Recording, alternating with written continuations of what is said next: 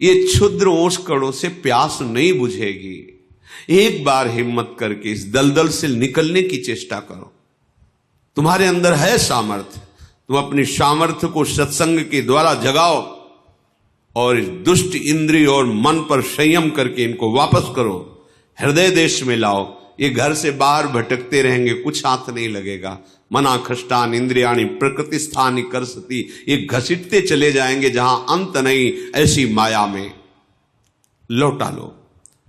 श्रीपाद कह रहे बहिर्गत दृगंतर धैर्य मालम्ब नित्य स्मृति रधिवश वृंदारण्य मन्यान अपेक्षा।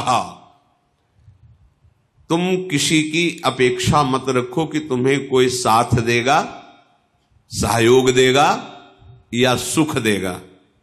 याद कर लो शब्द, ये ब्रह्म शब्द हैं। तुम ऐसी सोच मत रखो कि तुम्हें कोई साथ देगा, तुम्हें कोई सहयोग करेगा परमानंद प्राप्ति का, तुम्हें कोई सुखी कर सकता। ये भ्रम हटा दो। ये जो तुम्हारा आंतरिक मन बुद्धि कि हम तो गंदे आचरण करें, अधर्म से धन कमाएं, मनमानी भोग भोगे और विश्व में कहीं कोई ऐसा जादूगर तांत्रिक मंत्रवेत्ता कोई ऐसा मिले जो छूछा कर दे, मंत्र जंत्र बांध दे, हमें कोई विघ्न न सतावे, हम भोग भोग लें, तो ऐसा ब्रह्मा ने पैदा ही नहीं किया। अभी आगे करेगा तो पता चल जाएगा। अभी तक ऐसा नहीं हुआ। निज कृत कर्म भोग सुनु भ्राता। यदि किसी के पास जाने से, किसी प्रक्रिया से आपका आगंतुक विपत्ति नष्ट हो रही है, तो वो विधान पहले लिखा हुआ है।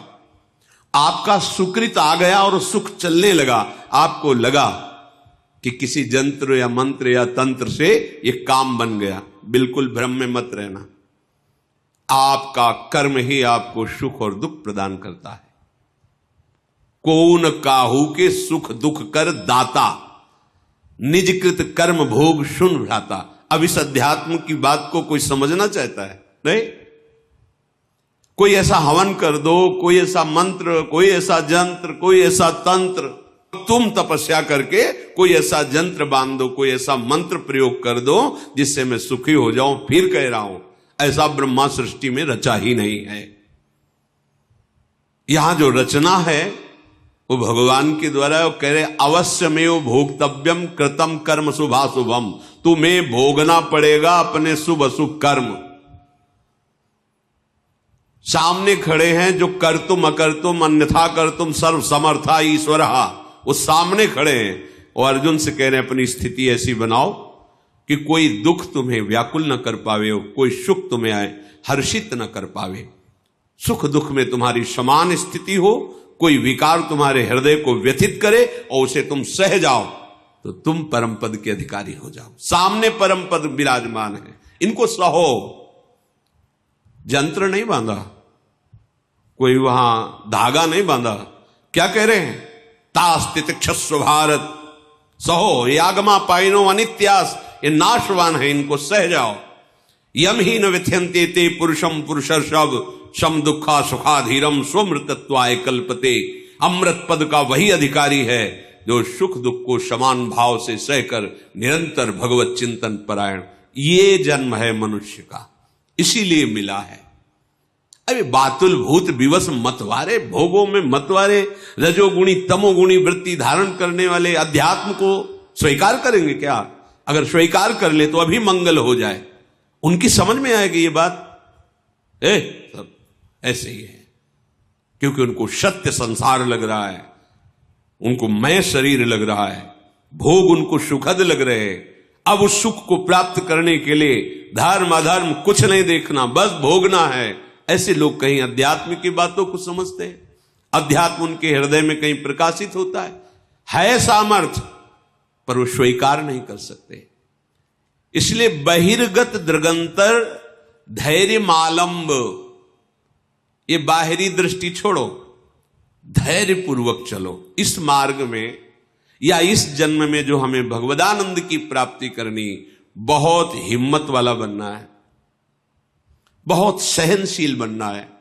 बहुत धैर्यवान बनना है। ये मन इंद्रियां आपको विचलित करेंगे, जलाएंगे, आप चुपचाप शांत।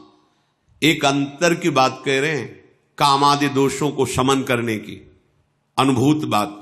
आप किसी से कहो मत कि मुझे कोई विकार आ रहा है, मेरी बात मान लेना। ये हम अपने हृदय की बात कहते हैं।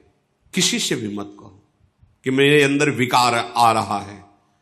उससे क्या होगा, जब आप किसी से कहते हैं और स्वीकार कर लेते हैं कि मेरे अंदर काम बहुत पीड़ा पहुंचा रहा है, तो उसकी सत्ता दृढ़ हो जाती है। ये तुम्हारी समझ में नहीं आएगी बात।